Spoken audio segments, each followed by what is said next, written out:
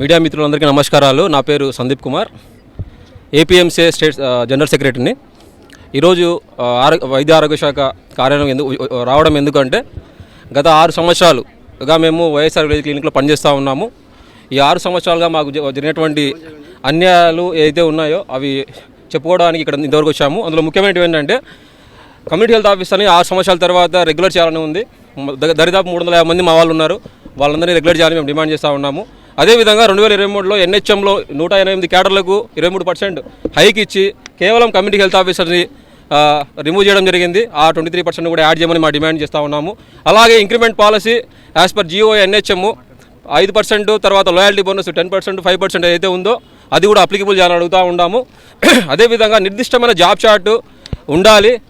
ఎందుకంటే మేము గత 2 ఏళ్ళుగా ఎటువంటి అధికారం అంటే కనీస సపోర్ట్ సూపర్విజన్ మా ఏఎన్ఎం గారి మీద, మా టీం మెంబర్స్ ఆశాల మీద లేకున్నా కూడా కేవలం మా డబ్బుల్ని 15,000 మాకు ఏదైతే ప్రోత్సాహకాలు వస్తాయో మొత్తం కట్ చేయడం జరిగింది, లేదా 7,000 సోమం కట్ చేయడం జరిగింది.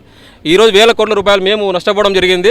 దీనికి సంబంధంగా మాకు నిర్దిష్టమైన జాబ్ చార్ట్ ఇవ్వాలి. అయితే నష్టపోయినటువంటి ఇన్సెంటివ్స్ మళ్ళీ బ్యాక్ మాకు ఇవ్వాలి. అలాగే ఈ PF అనేది 108 క్యాడర్లకు ఇచ్చి కేవలం మా ఒక క్యాడర్కే లేకుండా చేసినారు. ఎందుకంటే మాకు తెలియదు GOI కట్ చేసిందని చెప్తా ఉన్నారు.